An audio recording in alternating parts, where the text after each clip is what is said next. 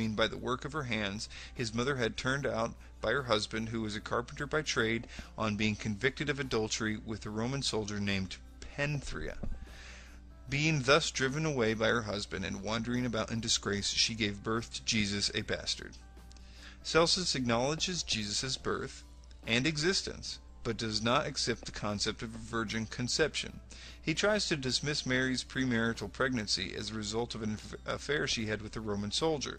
Strangely enough, there is a very similar passage in the Jewish Talmud, which makes the same accusation.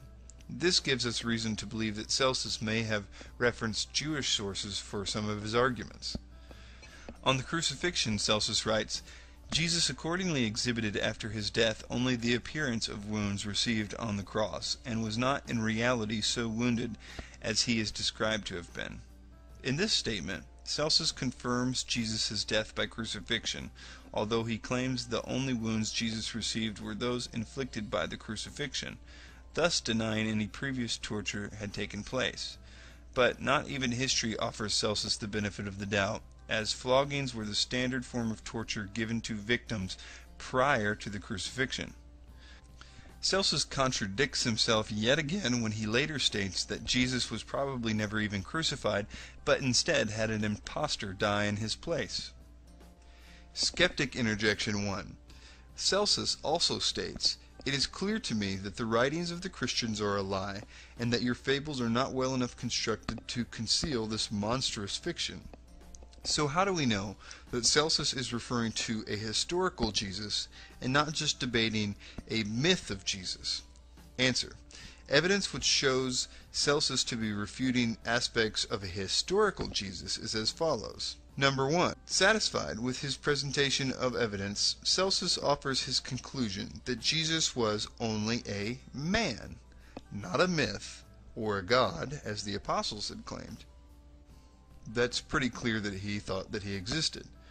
Number 2, instead of denying the alleged events, Celsus offers alternative theories to the early Christian claims, like the virgin birth being a cover-up for an illegitimate pregnancy, and the miracles actually being the works of sorcery. If he was discussing a mythical character, he would not have needed to go to such lengths, but to merely have dismissed Jesus as a myth. After all, there is no easier way to discredit a religion than to assert its founder never existed. Of course, this is the argument Celsus never makes. Number 3. Celsus refers to his belief that the claims such as the virgin birth and the resurrection were embellishments created by Christians, not that Jesus himself was a myth. Celsus was debating the claims of Jesus' divinity, not his existence. Gaius Suetonius Tranquillus lived from 69 to 130 A.D. Suetonius was a prominent Roman historian who recorded the lives of Roman Caesars and historical events surrounding their reigns. He served as a court official under Hadrian and as an analyst for the imperial house. Suetonius records the expulsion of Christian Jews from Rome, mentioned in Acts 18 verse 2, and confirms the Christian faith being founded by Christ. He says, "As the Jews were making constant disturbances at the instigation of Christus, Claudius expelled them from Rome." Skeptic Interjection 1. Because Suetonius misspells Christus as Chrestus, is it possible that he was referring to someone else? Answer. Because Chrestus was an actual Greek name, critics speculate Suetonius may have been referring to a specific civil agitator. I would like to present a few arguments as to why I feel this is a reference to Jesus. In order to get as close to the author's intent as possible, this is the passage as it exists in the original Latin. Suetonius seems to imply the word Christus as a title, not as a reference to a particular rebel. Though I have seen critics cite the passage as a certain one, Christus, we can see that this is incorrect by the lack of the original quodam in the original Latin. Suetonius uses the word instigation, not instigator. The Latin word referring to an instigator is impulsor, but the term referring to an instigation is impulsore. And this is the word Suetonius uses. thus affirming the belief that he is using the word Christus as a title and not as a name. It was common for both pagan and Christian authors to spell the name using either an E or an I, and we know that the Christian authors were obviously referring to Jesus when they spelled the name Christus. Tertullian criticizes pagan disdain or hate for Christianity and points out the fact that they can't even spell the name correctly. He implies the common misspelling of Crestius by their use of the term Christians. He writes, "Most people so blindly knock their heads against the hatred of the Christian name, it is wrongly pronounced by you as Christians, for you do not even know accurately the name you hate. But the special ground of dislike to the sect is that it bears the name of its founder." Apology, chapter 3. Next is Thallus, unknown to 52 AD. Although his works exist only in fragments, Julius Africanus debates Thallus's explanation of the midday darkness which occurred during the Passover of Jesus' crucifixion. Thallus tries to dismiss the darkness as a natural occurrence, a solar eclipse. But Africanus argues, and any astronomer can confirm, a solar eclipse cannot physically occur during a full moon, due to the alignment of the planets. Phlegon of Tralles, a 2nd century secular historian, also mentions the darkness and tries to dismiss it as a solar eclipse. He also states the event occurred during the time of Tiberius Caesar. This is what was written. "On the whole world there pressed a most fearful darkness. The rocks were rent by an earthquake, and many places in Judea and the other districts were thrown down. The darkness Thallus, in the 3rd book of his history, calls, as appears to me without reason, an eclipse of the sun.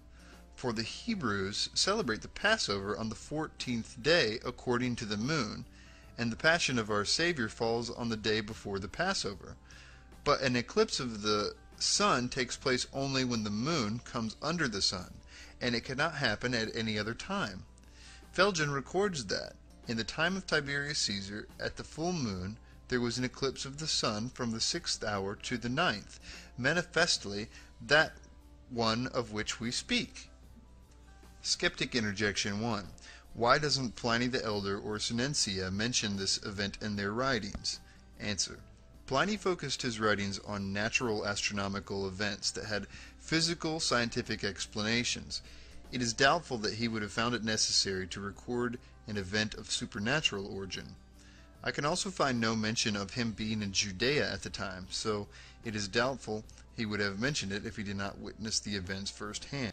Seneca focused his writings on dramas, dialogues, and tragedy, and like Pliny, it is doubtful he was in Judea during this event.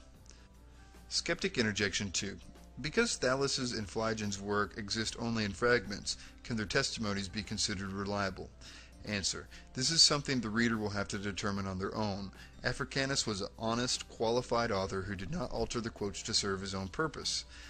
This is very likely considering what we know about Africanus. Africanus's methods were highly respected by his peers, he was often quoted by other authors, he had even chastised his friend and fellow Christian Origen for citing information from a spurious, unreliable source.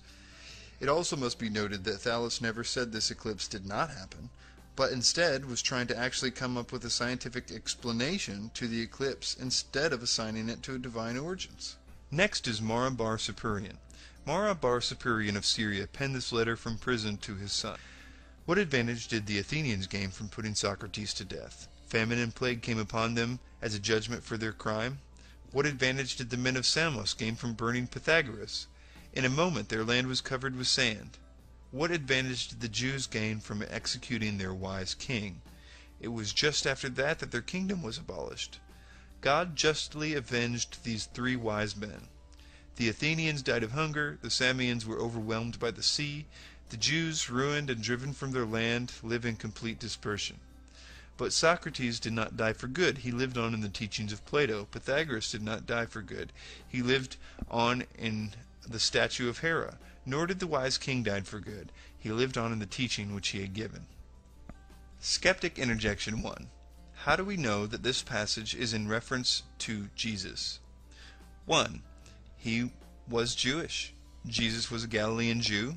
2. He was executed. Jesus was crucified after the Jews appealed to Pilate to have him crucified.